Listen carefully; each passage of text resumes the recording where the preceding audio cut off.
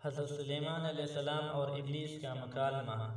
حضرت وہب ابن منبع رحمۃ اللہ علیہ کہتے ہیں، ایک دفعہ شیطان ایک بوڑھے شخص کے روح میں حضرت سلیمان علیہ السلام کے پاس پہنچا۔ حضرت سلیمان علیہ السلام نے اسے پہچانتے ہوئے اس سے پوچھا، تو حضرت عیسیٰ علیہ السلام کی امت کو گمراہ کرنے کے لیے کیا طریقہ اختیار کرے گا؟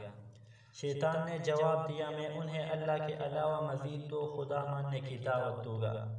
حضرت سلیمان علیہ السلام نے دوسرا جواب اس سے کیا، تو امت محمدیہ صلی اللہ علیہ وسلم کے لیے کیا ہتھ کنڈے استعمال کرے گا؟ شیطان کا جواب تھا، میں انہیں دولت کی محبت میں پھنساؤں گا جس سے وہ کلمہ طیبہ لا الہ الا اللہ کی اہمیت کو بھلا بیٹھیں گے۔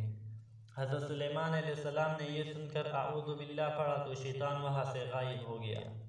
لہٰذا فقیر اور غریب مسلمان کو چاہیے کہ وہ موجودہ حالات پر کڑکنے اور شکایت کرنے کی بجائے اللہ کا شکر ادا کرے کہ اس نے اسے اس فانی دنیا کی دندوں میں الجھانے کے بجائے اس کے لیے آخرت کی ہمیشہ کی زندگی میں کیا درجات اور فضیلتیں رکھی ہے، اور غور کرے کہ فقیر اور محتاجی کوئی عار اور شرم کی چیز نہیں۔ بڑے بڑے اولیاء اللہ اور انبیاء نے فقیری اور محتاجی کی زندگی گزاری ہے، اور نبی کریم صلی اللہ علیہ وسلم کا قول ہے، الفقر فخری، فقیری اور محتاجی میرے لیے فخر کی بات ہے۔